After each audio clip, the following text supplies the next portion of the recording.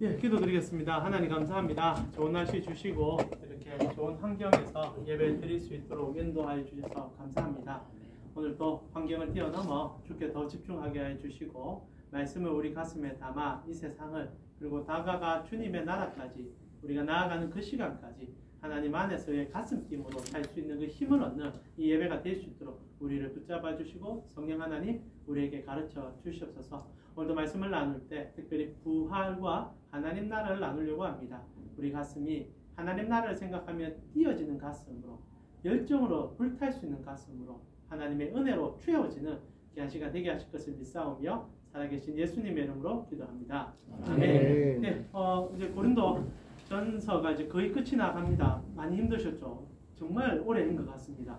16장까지인데 저희가 조금 조목조목 따져본 것도 있기 때문에 좀 시간이 많이 들었고요. 아마 제 생각에 이제 한 2-3주 안에 고린도 전서 다 끝이 나면 이제 구약의 이제 에스더서를 좀 살펴보려고 합니다. 정말 재밌을 것 같습니다. 원래 서신서라는 게 좀 딱딱하거든요. 그래서 여러분 조금 힘드셨을 것 같고요.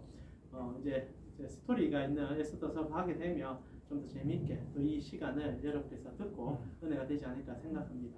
기대해 주셔도 좋을 것 같습니다. 설교를 시작하기 전에 오늘 이제 부활에 대한 얘기를 한 2주 정도, 3주 정도 거쳐 하게 되는데 여러분은 부활을 믿으십니까? 부활 믿으십니까? 믿으십니까? 그러면 여러분은 이 땅이 좋습니까? 하나님 나라가 좋습니까? 하나님 나라가 좋으십니까?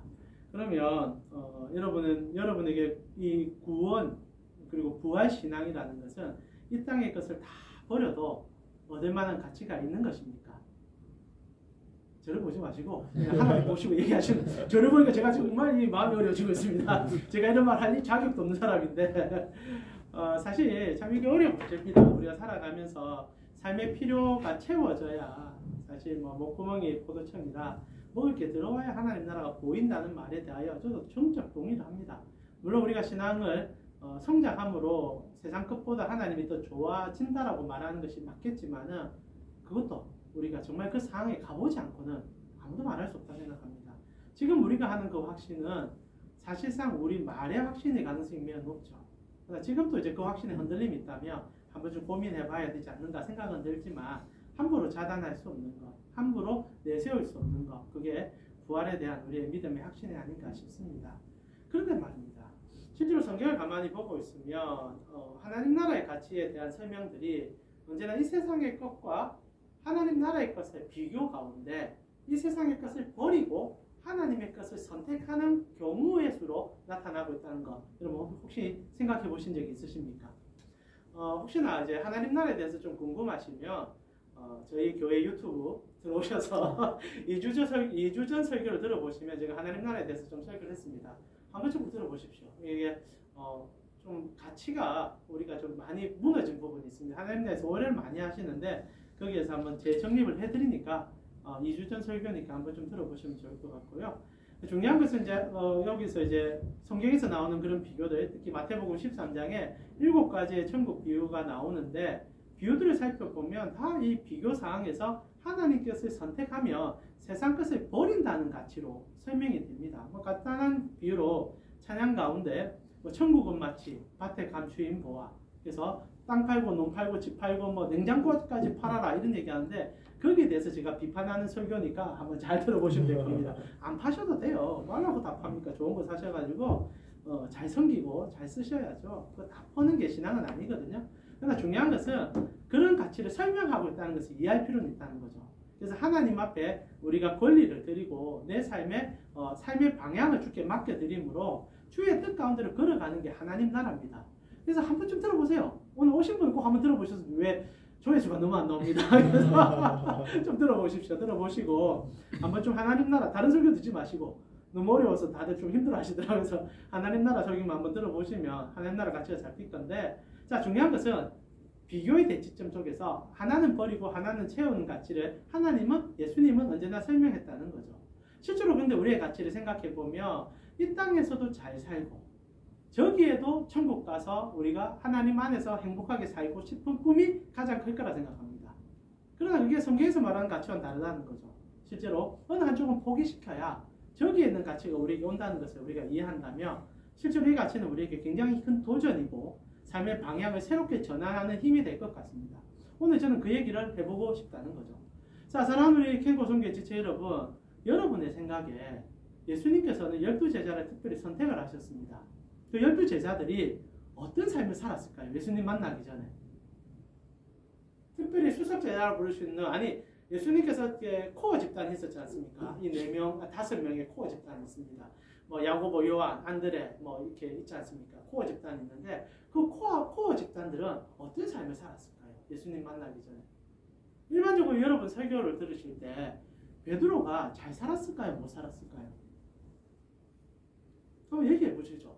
베드로, 야고보, 요한, 안드레 이 4명의 코어 집단은 어떤 삶을 살았고 나머지 제자들 뭐 마태 뭐 있잖아요. 뭐 요한 여러 제자들이 있습니다. 뭐 바돌로메 이런 제자들이 있습니다. 제자들의 삶이 예수님 만나기 전에 어떤 삶을 살았을까요? 예, 한번 얘기해 보시죠. 편안하게 얘기하시면 됩니다. 영상은 저만 촬영되기 때문에 여러분 목소리만 들어갈 가능성이 매우 높습니다. 대답을 안 하십니까? 제가 이 얘기를 왜 하냐면 저번 주 저희 교회 이제 수요 성경 공부를 온라인으로 하고 있는데 이 공부를 하면서 제가 이렇게 얘기해 드렸거든요. 이 제자들이 정말 잘 살았다. 특히 요한하고 야고보 같은 경우에는 재벌이었다 얘기를 해드렸어요. 그러니까 집사님이 깜짝 놀라는 거예요. 자기는 단 한 번도 그런 얘기를 들어본 적이 없다는 겁니다. 언제나 제자들은 가난한 어부, 가난한 농민 출신으로 이해를 했다는 거죠. 그러나 그게 아니거든요. 여러분 오해를 하시면 안 돼요. 물론 12제자 전체가 다 잘 살았냐라고 말할 수는 없습니다. 그러나 제가 볼 때 예수님의 제자의 3분의 2는 가질 만큼 가진 자들이에요. 그리고 나아가 요한과 안드레 같은 경우에는 말 그대로 그냥 재벌이에요. 재벌. 몰랐어요? 예, 다들 가난하게 이해하신 것 같은데 제가 증거를 좀 들어드리겠습니다. 누가복음에 보면은 이 제자들이 예수님 처음 만난 건 아니에요. 요한복음에 보면은 특히 5 제자 같은 예수님과 처음 만나고 나서 일상적인 교제를 조금 하다가 헤어집니다. 그러고 나서 이제 예수님께서 이제 본격적으로 갈릴리에서 사역하시면서 갈릴리 호숫가에서 그 제자들이 있는 곳에서 사역을 시작하시거든요. 처음 만났던 그 이제 대표적인 제자가 베드로, 야고보, 안드레, 요한이죠. 이 어부들을 먼저 만나게 됩니다. 근데 이 만났을 때 성경을 가만히 보면은 이들이 어떤 삶을 살았는지를 묘사를 해줍니다. 이걸 잘 이제 읽지 않고 그냥 어부였으니까 오늘날 시점으로 그냥 가난한 어부였다. 그래서 그들은 정말 힘들게 살았다 하지만 그게 아니거든요. 이렇게 한번 봅시다. 누가복음 5장 3절에 처음으로 이제 예수님께서 제자들을 만나는데 예수께서 한 배에 오르시니 그 배는 시몬의 배라라고 되어 있습니다. 자, 이 시몬이 이제 베드로지 않습니까? 베드로는 기본적으로 자기 배를 갖고 있는 사람입니다. 지금 또 배를 한 척 갖고 있다면 가난한 건 아니에요. 여러분 물론 이제 어부들이 힘겹게 어렵게 살 것 같지만은 그래도 배 한 척 갖고 있을 정도면은 소위 중산적인 삶은 누릴 수 있습니다. 그리고 이때는 지금 같은 시대도 아닙니다. 이게 나중에 보게 됐지만은 대부분의 어부들은 소장 어부들이에요. 그러니까 그래서 이제 소위 말하는 노동력을 제공해주고 일당을 받는 어부들이 대다수였지 자기 배를 가지고 있는 어부는 잘 없습니다. 그 당시 때 선조 기술이 발달된 시대도 아니고 그리고 지금 이제 갈릴리 쪽에서 배가 발굴돼 있거든요. 1세기 때 배가 나옵니다. 괜찮은 배예요. 우리가 생각하는 그런 뭐 통나무 배 아닙니다. 제법 잘 지어진 배들을 가지고 이제 물질을 했단 말입니다. 그런데 이제 성경이 분명히 얘기해요. 그 배는 시몬의 배다. 그래서 예수님께서 그 배를 빌려가지고 올라간단 말입니다. 자, 이것뿐 아니라 5장 10절에 보니까 베드로는 중산층 정도로 보시면 됩니다. 자, 조금 교만한 표현 같지만 여러분 정도의 수준으로 산다 생각해요. 여러분 부유합니까? 가난합니까? 아니면 여러분 중산층입니까? 대한민국의 80%는 자신이 중산층으로 착각하고 있습니다. 여러분은 중산층이 맞습니다. 그런데 착각가 아니고 정말 중산층이 맞는데 이리 말하니까 여러분 눈빛이 갑자기 좀 이상한데 자, 오늘 주주총회 하는 느낌입니다.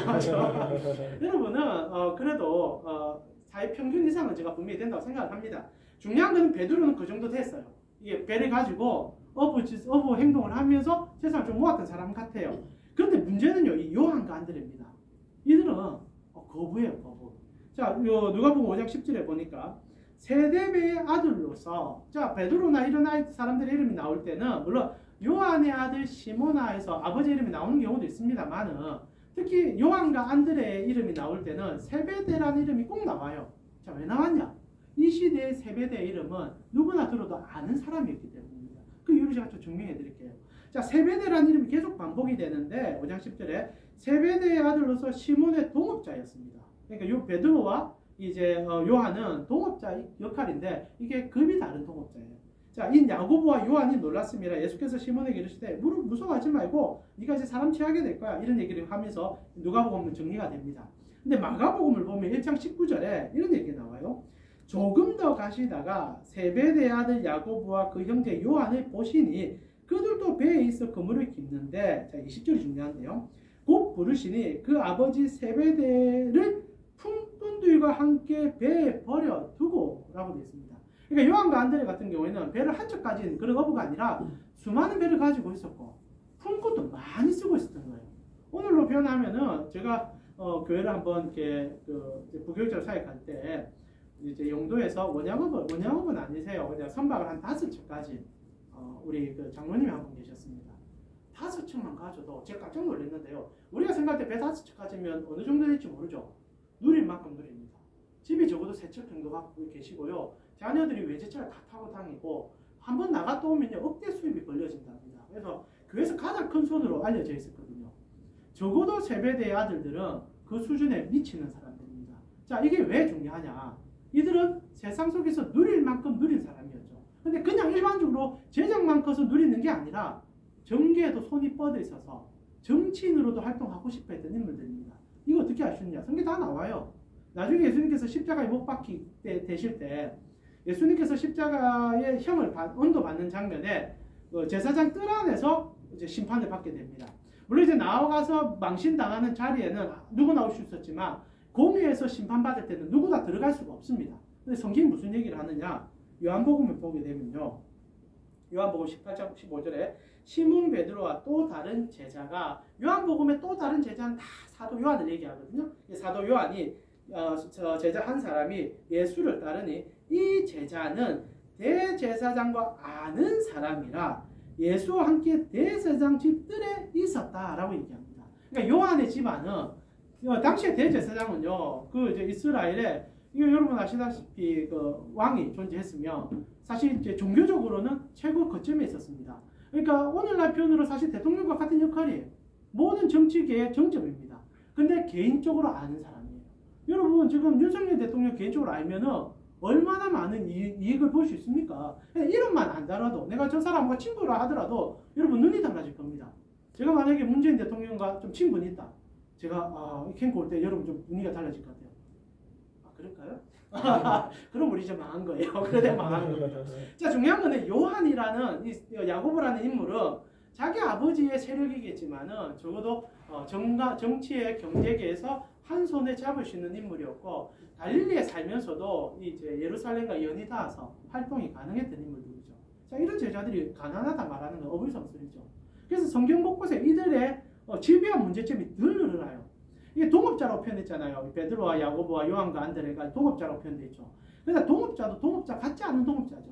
사실 요한과 야고보 같은 경우에는 막강한 권력과 돈을 다지고 있는데 베드로는 일반 중상층입니다. 근데 배 한 척 가지고 다니면서 어부질 하니까 이게 차이가 나니까 베드로가 늘 그 시기심에 눈이 멀어있어요.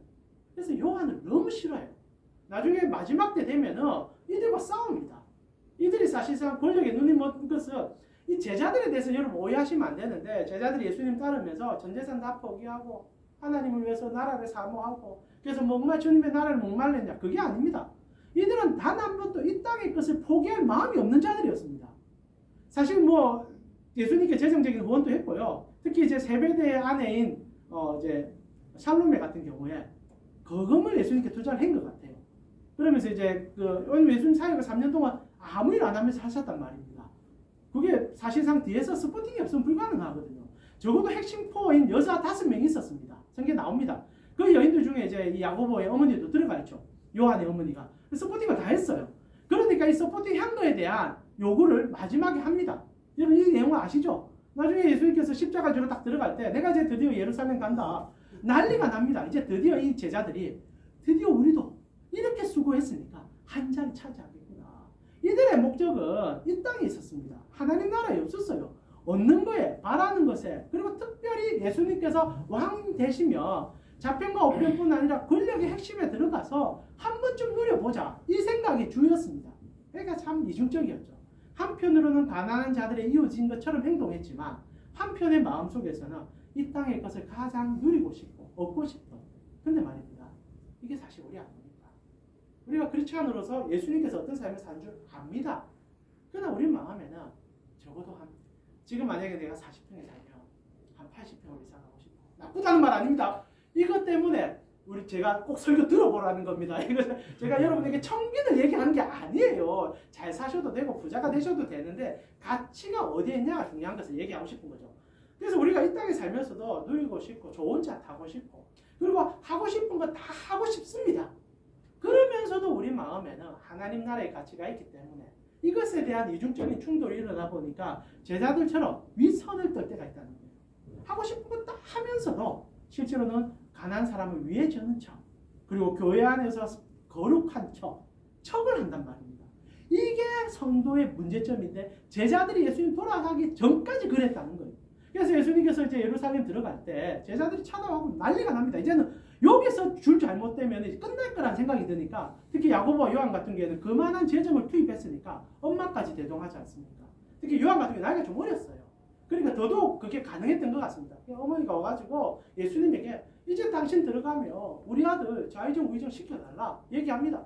그러니까 예수님께서 말을 어떻게 이 사이 뭘 해야 됩니까? 예수님께서 웃으시면서 그 자리는 미리 다 준비되어 있습니다. 얘기해요. 그러니까 이제 제자들 사이에 갈등이 더 유발되는 거죠.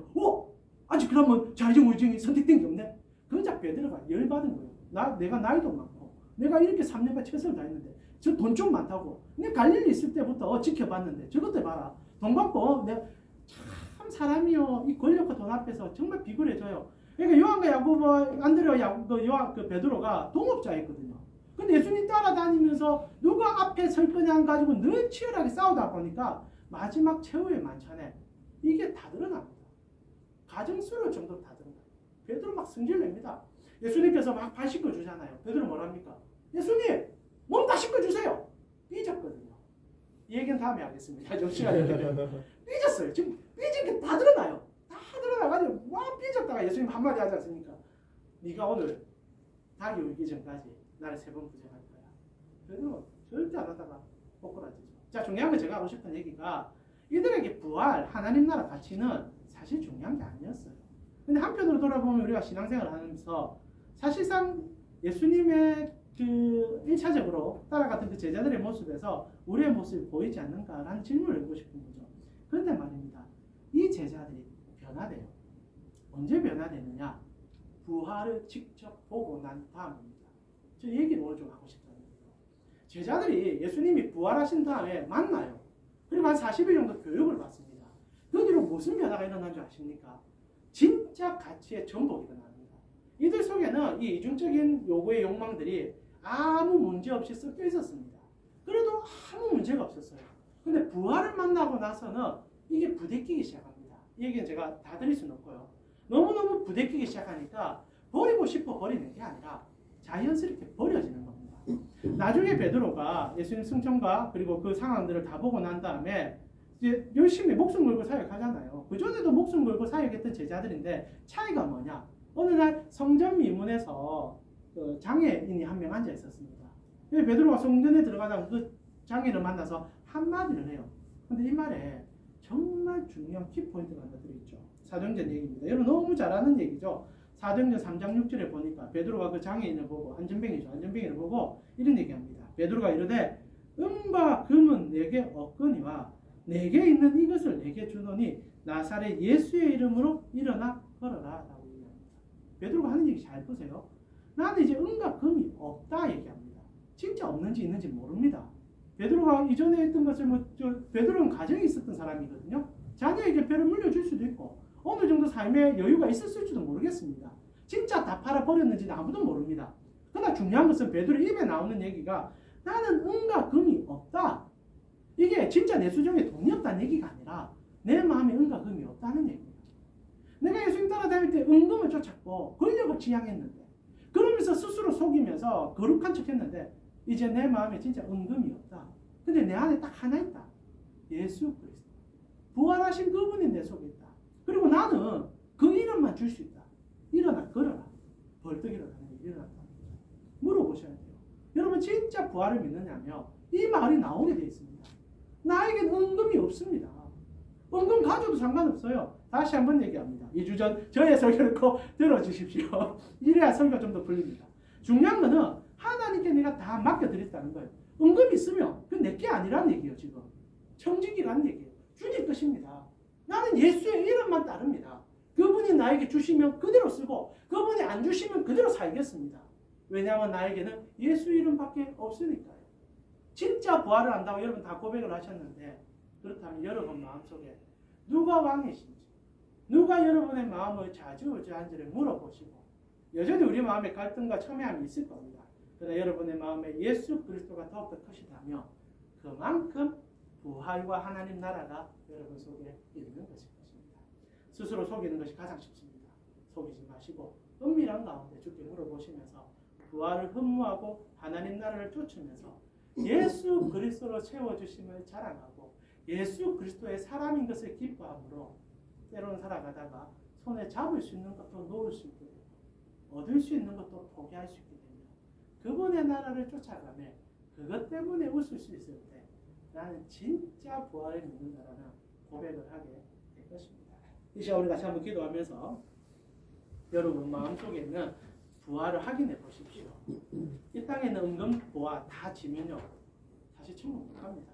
원숭이 잡을 때 어떻게 하는지 아시죠? 도로봉에 자기들 좋아하는 먹이만 집어넣어 놓으면 대원에 잡힙니다. 손 넣었다가 그 꽉 진다고 빼면은 뺄 수 있는데 진다고 다 죽는 게 원숭이들 아닙니까? 여러분 원숭이와 우리가 달라야 되지 않겠습니까? 천국을 좋아한다면 손에 있는 거 다 넣고 그리고 주님 손 잡아야죠.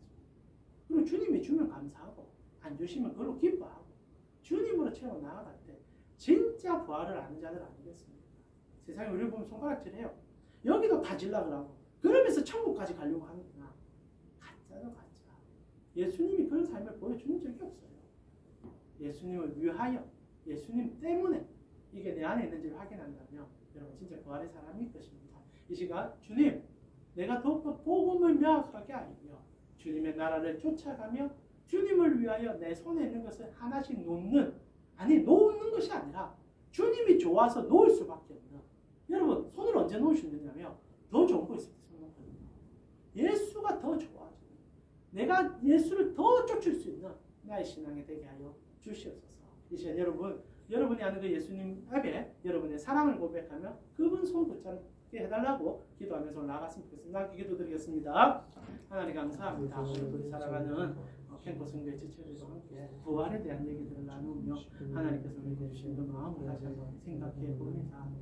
때로는 아버지 우리 삶의 요구사항도 있고 우리가 무엇을 생각해야 될지도 참 많이 압니다. 그러나 주님이 우리에게 보여준 그 사랑이 우리 속을 지배할 때 우리는 때로는 우리의 손에 있는 것을 놓을 수밖에 없었고 그리고 하나님을 향하여 손을 뻗을 수밖에 없었음을 고백합니다. 여전히 지려고 하고 여전히 욕심을 부리는 것도 내 마음에 있는 하나의 욕망이지만 때로는 물어봅니다. 진짜 내가 부활을 아는 사람인지 내가 예수님의 십자가를 쫓는 사람인지 하나님 오늘 우리 사랑하는 캠프 성도의 지체들 안에 하나님 나라가 더 커지길 바랍니다. 예수 그리스도의 부활이 더 커져갔으면 좋겠습니다. 그래서 내 손에 있는 것을 놓고 오히려 주님의 손을 붙잡고 하나님으로 더 기뻐하고 하나님 나라를 더 쫓아갈 수 있는 우리 캠프 성도의 지체들이 되어질 수 있도록 그래서 정말 부활을 소망하는 하나님 나라를 꿈꾸는 우리 성도의 지체들 되어서 이 땅의 사람들이 정말 우리 사랑하는 성도의 지체들 바라보며 너를 보니 하나님 나라가 있구나. 너를 보니 진짜 부활할 것이 소망하는구나 라고 말하는 그 말을 들을 수 있는 우리 모두가 되어질 수 있도록 인도해 주셔서 하나님 현대기독교의 가장 큰 문제는 이 땅의 것도 다 지고 하나님 나라도 누리려고 하는 그 욕망에서 문제가 시작된 것 같습니다. 그리고 더 이상 믿지 않는 자들이 우리 속에서 부활을 보지 못합니다. 우리 속에서 예수님을 보지 못하고 우리 속에서 하나님 나라를 보지 못하는 것 같습니다. 하나님 어느 성도도 손에 있는 것을 놓으려고 하지 않습니다. 그래서 오늘 또 말씀 속에 들어가 우리가 서로가 나도 아직 못 놓고 우리도 못 놓는지 모르겠습니다. 그러나 말씀이 무엇을 말하는지를 들었습니다. 바울은 부활을 허무하게 자기 손에 있는 것 다 놓고 주님을 쫓았습니다. 우리는 그렇게 하지 못할지라도 정말 예수 믿는다면 내 손에 있는 것 10개라면 2개는 놓을 수 있어야 되는데 12개를 지려고 하니 어떻게 하나님 나라가 우리 속에 보일 수 있겠습니까? 하나님 사랑하는 캠프 성교의 지체들이 하나님 나라를 사모하되 예수 그리스도를 통하여 살아가는 이들이 될 수 있도록 인도하여 주시옵소서. 지금은 우리 주 예수 그리스도의 은혜와 하나님 우리 아버지의 무한하신 사랑과 성령님의 감화 감동 교통케 하심이 주님을 따르고자 주님의 십자가를 따르고자 결단하는 캠프 성교의 지체들 머리 위에 지금부터 영원토록 함께 있을지어다. 아멘. 수고하셨습니다.